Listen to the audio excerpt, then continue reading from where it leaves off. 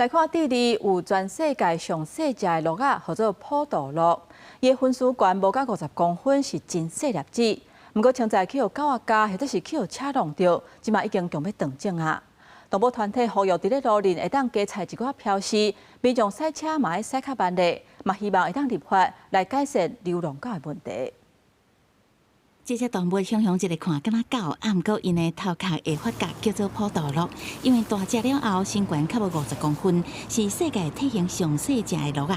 主要分布伫智利南部的基洛埃岛。普渡鹿出世了后前几个月，身躯还佫白色斑点，甲动画电影中真古锥的小鹿斑比正共。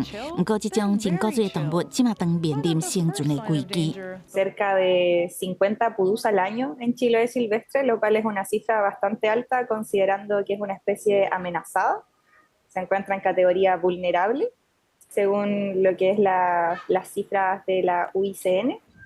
Y actualmente este año, el 2025, ya llevamos 18 pudús ingresados, de los cuales el 50% es por ataque de perro, el 33% por atropello. 动物组织表示，普渡鹿仔的脚真瘦挑，佫无胆，根本毋是汽车，也是真歹狗仔的对手，所以因往往会死伫路的，也是去互狗仔攻击，数量长快速减少。目前野外村差不多1万只，有新的鹿仔母伫冬春天的时阵，尤其较会受到伤害。 Las etapas, las estaciones, lo que es invierno y primavera, las hembras gestantes pesan más, por lo que es mucho más fácil ser depredadas por lo que son los perros de libre deambular.